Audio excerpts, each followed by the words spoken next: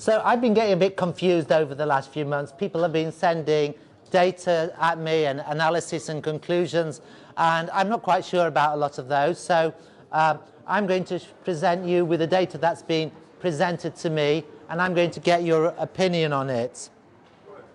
And the first one is this. Let me actually, in this particular case, I will actually go to my Power BI file. Lovely. Okay.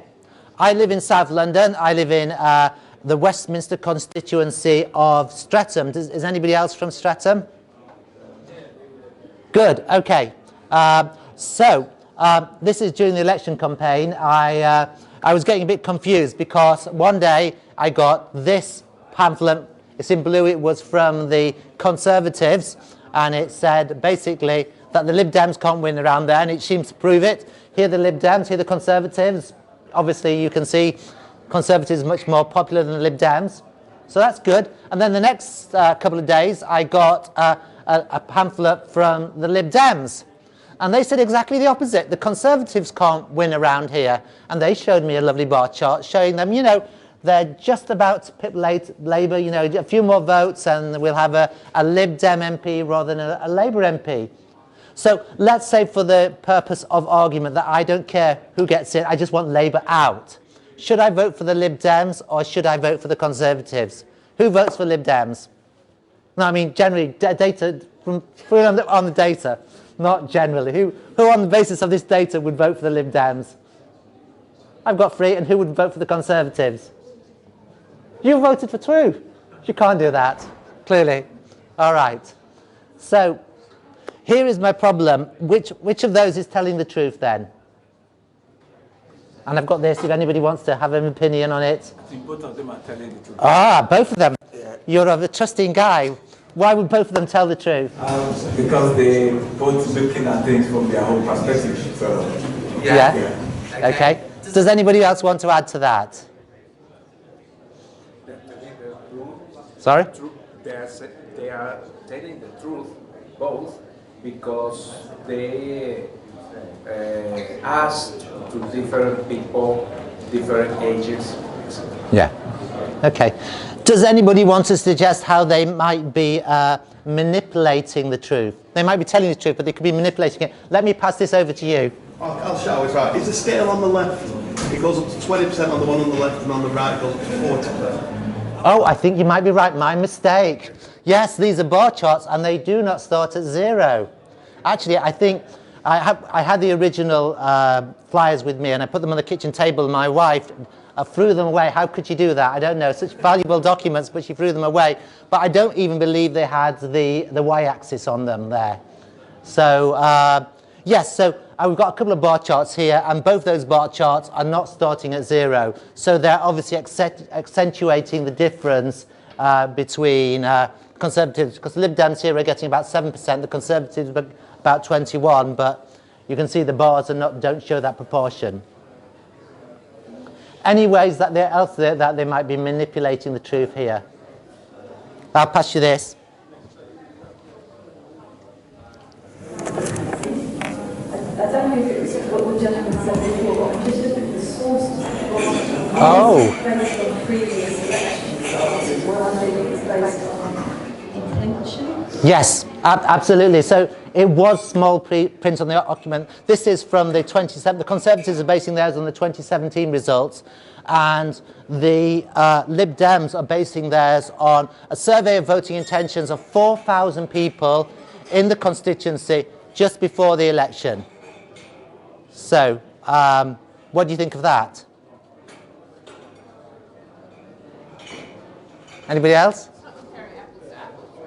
No, that's true. But which is the better comparison? Yes. Pass it over. But what's interesting is that we know that from polls that even if you have 1,000 people, you're going to have an error of about 3%. And yet, this chap is absolutely right. If we go to what actually happened, was that these are the actual results. And the actual results were, as he said, we always believe our politicians, they always tell the truth. And yes, they were both telling the truth. Neither of them could win around here because it is a completely safe Labour seat, isn't it? indeed. It is a completely safe Labour seat, so neither can, but they both manipulated their visuals in a certain way. And what's interesting, the Lib Dems, that survey could not have been accurate because they had 4,000 people. With 4,000 people, you should have a margin, if you've done a properly controlled poll, you should have a margin of error well under 3%. And yet their margin of error here is something like 15%. They've got 20% here, and in their campaign, their error, they're showing they're on something like 38%. So clearly they were asking, probably somebody with a bright Lib Dem rosette was asking people on the street, and the only people who'd walk up, you know, obviously a biased sample there. So they didn't do that right. Okay, good. So let's go back to our slides. And what I want to do oh, good. Oh, come on. No, are we going to do the school report? We're not. Okay, yes, let's do the school report. Is that the next one? It is. Okay, great. So I am a proud dad. My daughter Zosha came back with her school report the other day. It said that she'd got a level 3 in her maths. So my question is she doing well? No.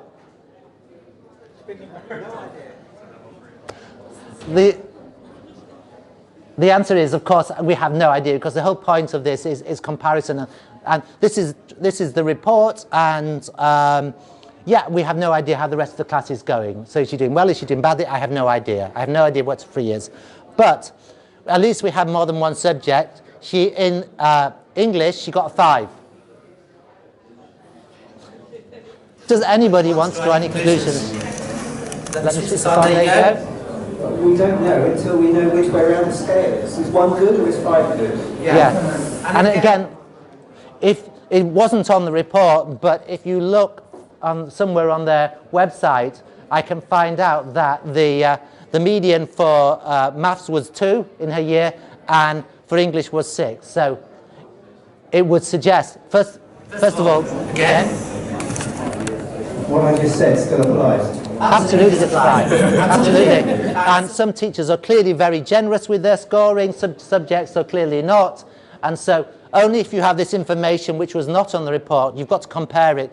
Have you any idea? So the school report of itself was absolutely useless. So, well, I mean, because it was just the scores. So there you go. So one thing about data is we've always got to compare it. The question is compared to what? And of its own numbers mean absolutely nothing. All right. Now, imagine that your great Aunt Agatha or whoever, a very distant relative, left you £100,000 3 years ago. And you very wisely invested it. You don't know much about finance, so you picked up the Investors Chronicle of Financial Times, you looked at the adverts, and this one caught your eye, the Special Opportunities Fund. And you invested your £100,000 in the Special Opportunities Fund, and then you forgot about it for 3 years. And then you got the fund manager's report at the beginning of January 2020, and you looked at it and said, oh dear, well, I've lost, the fund went down by 50% in 2017, but then it went up by 50% in 2018, and then it went up an extra 10% in 2019. So do I feel good about it? No. Who says yes? Does anybody want to say yes? Good. Why do I feel good about it? Unless I'm not reading it properly from this distance, it looks like it dropped and then it went back to where it was and then it's grown at 10%. Yeah, that's what it looks like. I'd agree. But this chap disagrees. Let's give you the mic. Oh, hold on, I haven't switched your mic on. Let's switch your mic on. Yeah, I mean, your mic's on. You start first of all by just saying it was 100, and if you lose it, you're down to 50. And then if it goes up by 50, then that's 25, so that's 75. Then if it goes up by 10, it's another 7.5, so that's only 82. You start off at 100, so you don't know. Okay, so I'd agree with you. This performance report is actually misleading, because you look at it at the first, and I'll take the mic back, you look at it the first and you think, yeah, I've done all right, I'm really up 10%, but you forget that it's all ratios, and going down 50% is much worse than going up 50%. So there you go. So you often do see this in some reports when they show annual performance, that a downhill is much worse than an uphill is good. Now, I want to show you this chap. I don't know if any of you watch Question Time, but again, this is a kind of election-related question. And this chap was, here we go, let's have a look at him. He was on Question Time, he was a member of the audience, and I'd like to call out Labour as liars. I am one of them people that he will tax more, and I am nowhere so this is all about... top 5%. So I'm calling you a liar. Hold on, let's stop him right there. What this is about is Labour's claim that they were going to put up income tax only on the top 5%, only those earning more than 80,000. And what this chap is saying, quite vocally, is he earns 80,000, but he is not even in the top half of earners. So we'll... Oh, I don't know what... Hold on. I'm nowhere near that. And you are going to income tax me as an employee. You're not going after the billionaires, you're going after the employees, where it's easy money because it's PAYE. Okay, we'll stop him there. He goes on for another 3 minutes, but we will stop him there. He's made his point. So, is he right? Is he in... He earns 80,000. Is he not even in the top 50%? Who wants to argue the case? Anybody? I think he's in the top 3%, I think, if I remember right. Okay. Why do you think that? I remember the article when I read the newspaper. So. Okay, so let's have a look at the data here, and what we can do is we can get the data from the HMRC. HMRC has enough data about all of us, and what we could do is look at the histogram of earnings. So this data comes directly from the HMRC. This is for the latest year that they've got. This is the earnings. And what I've done is there are about 30 million taxpayers, 30 million people who actually pay tax, of about half of us in the UK. And what I've done is with the data, I put it into the bands. So does anybody want to talk about, is anything, want to mention or comment about this distribution? Is it what you expected?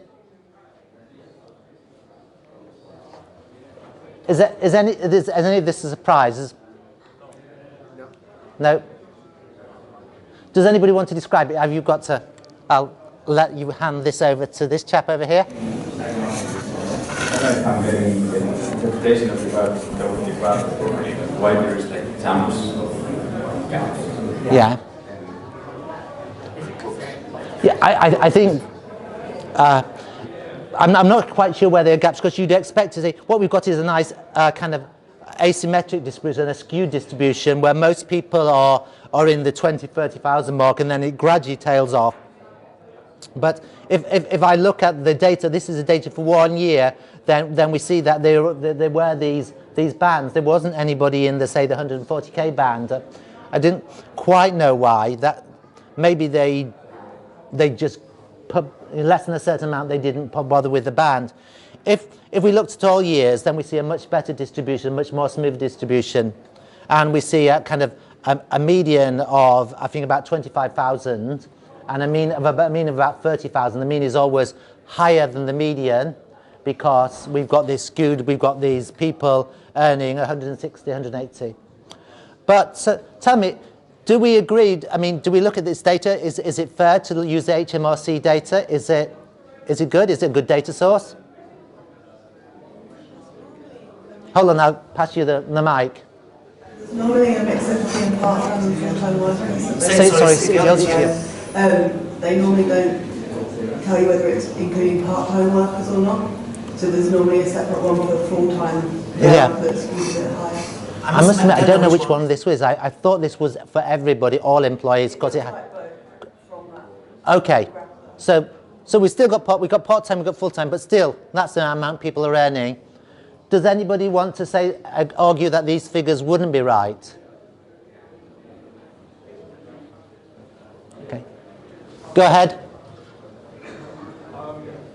I think that it's the most accurate representation you can get realistically, because with surveys, there's always going to be gaps because not everybody submits their data, etc. That's with any survey. So, there will always be gaps, but I think it's the most accurate representation of all, because as you can see, as you said as well, the average wage is 30k a year, which seems about absolutely.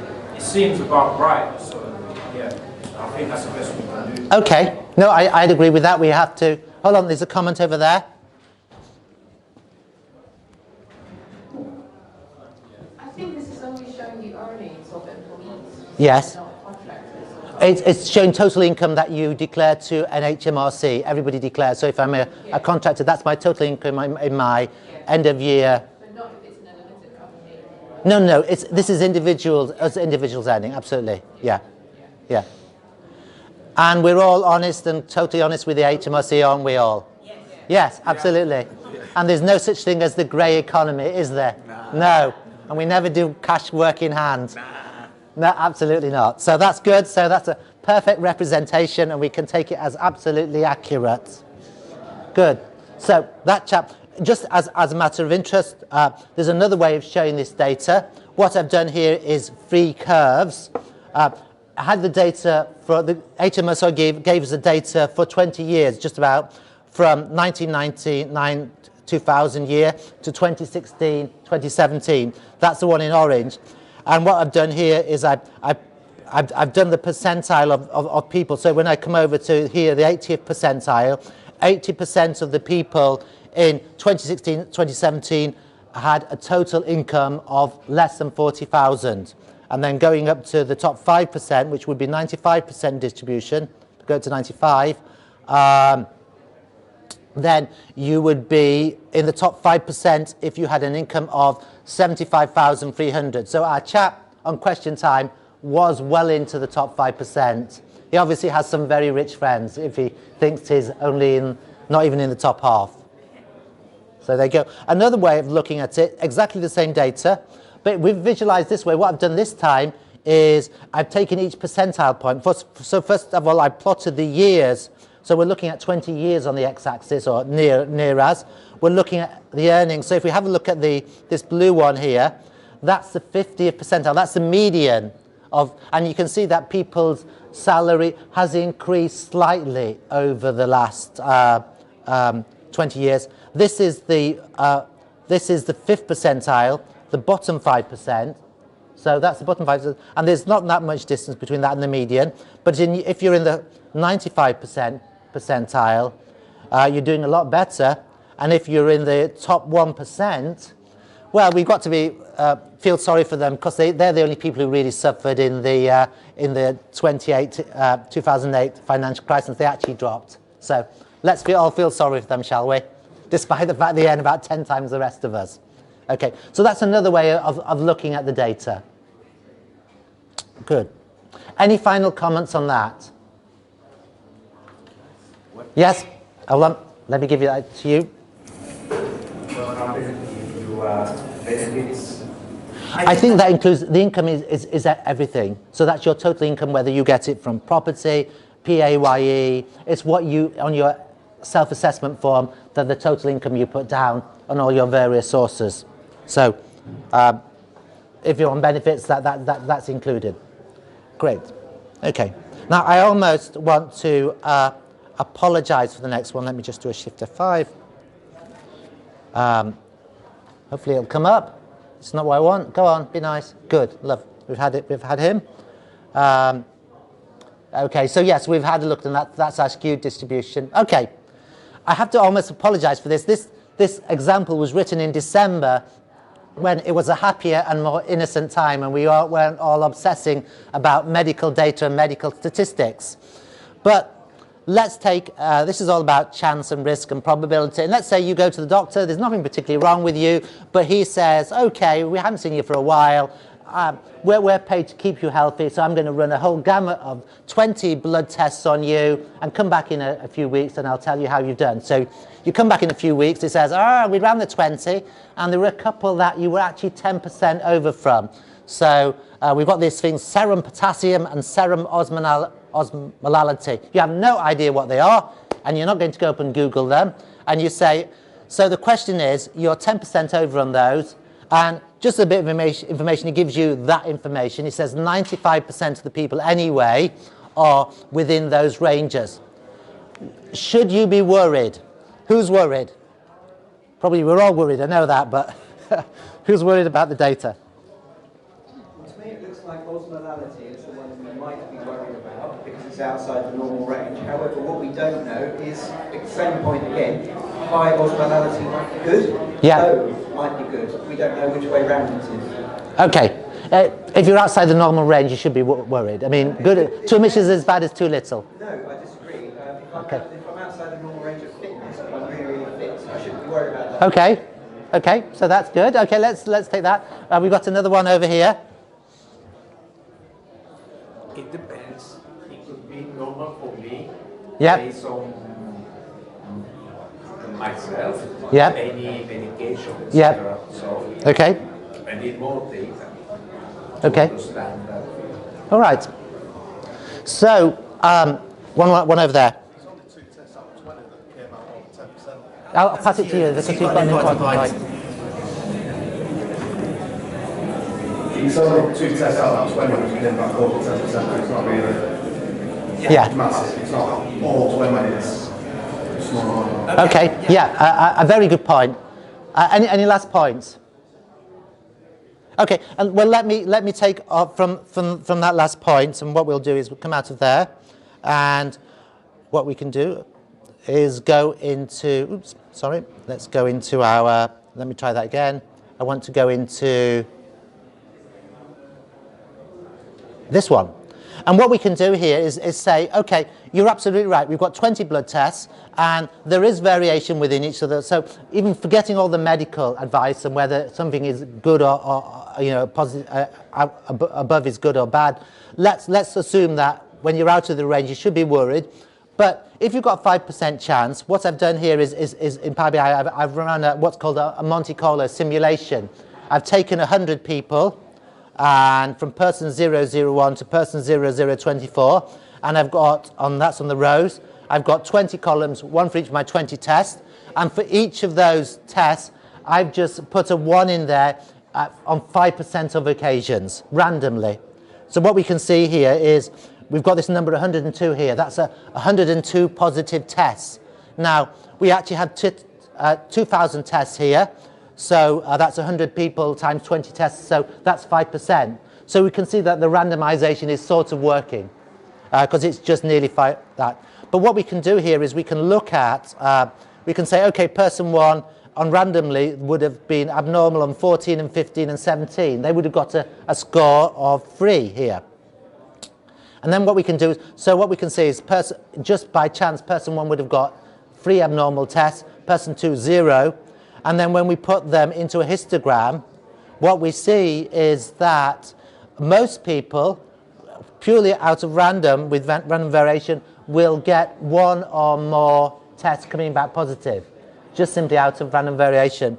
And only about 33% of people, 34% of people will get a test that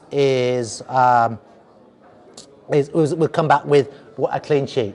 So the question, you're absolutely right. If it's 2 out of 20 and it's random variation, you hardly need to worry. You'd be in this range here, along with 20% of people. Good. Okay. Okay. So let's just go back to this. Okay. And bring him up. Okay. Okay, it's not showing, is it? It's having to think about it for a second. I've got a spinning wheel, and that is still not showing. Okay. Let's try that. Okay, let's see what's happened here. Am I on extend? I'm on extend rather than duplicate. Let's go back to duplicate. Okay, lovely. Sorry. Let me give you the, who's got that? Lovely. There you go. The random variation could be down or going down. Yeah. Necessarily is up. Yep. No, a good point. Absolutely. So, what's happened here? Let me just move this out of the way, and I just have to go back and somehow killed my PowerPoint off. So I'm just going to go back into that and grab my PowerPoint. Actually, it's easier to go this way, isn't it? PowerPoint, of course. Gets much about data. Okay. Let me ask you a couple more questions. And let's go down here to this one, Okay.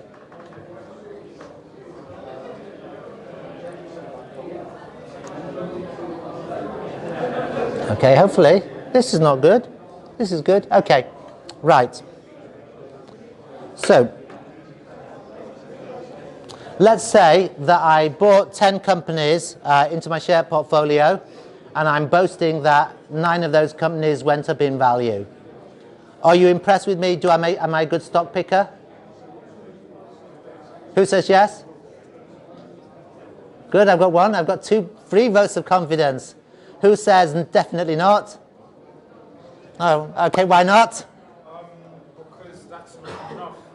For me, that's not enough evidence. Hold on, I'll pass you the go on. Okay, so for me, it's not enough evidence to suggest that that person is a great stock picker. Because as we know, the stock market's very volatile. So picking 9 out of 10 and them striking, that is equivalent to like striking numbers on a scratch card. Okay. You don't know. Okay, so I could have been just randomly lucky. And do you want to pass the microphone over there? You also don't know how many, because I bought 10 companies into my share portfolio. You don't know the size of the portfolio? Exactly. So it could be that I had 9 tiddlers and 1 massive company where I lost money. So the question is, did I win or make or lose money? And that's, again, there's a lot of random variation in that. I could have just been lucky. Yeah, so it just depends on how big the portfolio is. Yes, absolutely. Okay. But by what I've said there is I've phrased it in a certain way. I could have lost money, but I could say, well, I could still have be kind of spinning it, saying 9 out of 10 companies I have done well on, but I could still lost money. In the same vein, let's have a look at these 2 statements. The one in blue, somebody could say that people in most countries are reducing their alcohol intake. Now, if we're looking from the kind of public health perspective, that's probably a good thing. If we're looking from the drinks marketing company, that's probably a bad thing. But then it would be also true to say that worldwide more alcoholic drinks are being sold. So how do you square the circle on those 2? This chap at the back is going to square the circle. You haven't said it on. Is it not on? Okay, I think it's on. Hello? Good, that's good. Well, I actually work for Heineken, so I know that it's both true. Alcohol intake is going down for younger people not drinking as much. What alcohol intake sadly is like 0%. Oh, sorry, say that again? 0%. Ah, okay, there's 0%. So you're selling. Okay, but I did say worldwide more alcoholic drinks, and it's true that worldwide more alcoholic drinks. Go ahead. I would say they can both be true. If the population of the world is increasing and each person is drinking less, but that still adds up to what happened before. That's, all right. That's method number 1. Method number 2, if there's a very small number of extremely... You want to hold it close to you? Drunk people. Right. Small number. That's true, yeah. A few people could be really binge drinking. Yes. Okay. And there's one over there. There's also an aging population, and within populations a higher percentage of people who Right. drink and drink more. There are smaller amounts. Okay, yeah. So, and there's one over there. I didn't think of these, actually. I have a different one, but... I'll pass you the microphone. If it was cost related, so Yeah. over time it's become cheaper to buy alcohols, Yeah. more being sold. Yeah. People who are moving from high alcohol percentage drinks like vodka to low ones like Yeah. Good. Yeah, makes sense actually. Whiskey. More people might be drinking whiskey and then more than... Yeah, I won't pass it over because you made your point. More people could be drinking whiskey. And yeah, so obviously we can't take these at face value. We need to know. From my point of view, I was thinking, okay, maybe there are possibly, it says most countries. So I'm thinking, okay, maybe people in Andorra and Vatican or those small countries are reducing their alcohol. Lots of small countries are reducing their alcohol intake, which I think, countries like ours. But so most countries, people in most countries are reducing their alcohol intake, because if we just count the countries that are reducing their alcohol intake without any respect to the size of those countries, but the alcohol intake in India and China is going up from a very low base. and therefore, because it's such a large population, the total amount of alcohol being drunk in the world is actually going up. So both those statements are true, but it depends how you want to say it, which might kind of influence or mislead your audience.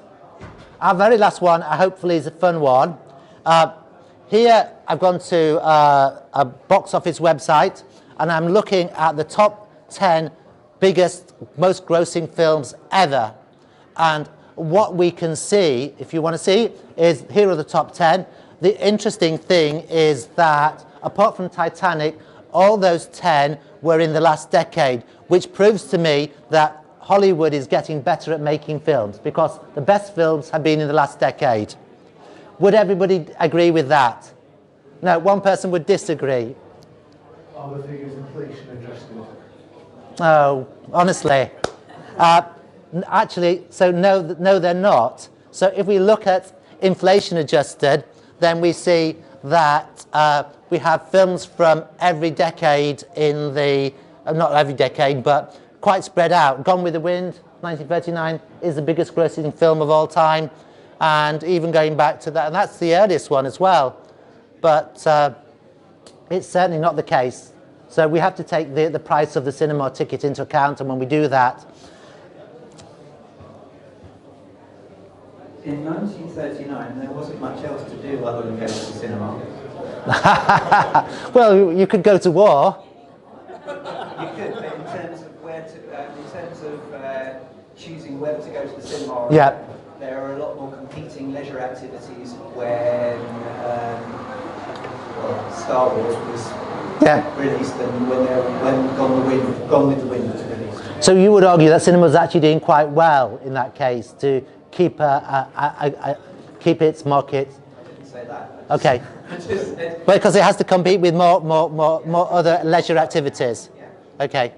Yeah, and people went to the cinema in the 50s to keep warm, didn't they? Because they had no central heating. So maybe it's an unfair comparison whichever way you do it. Okay. The last one is a suggestion.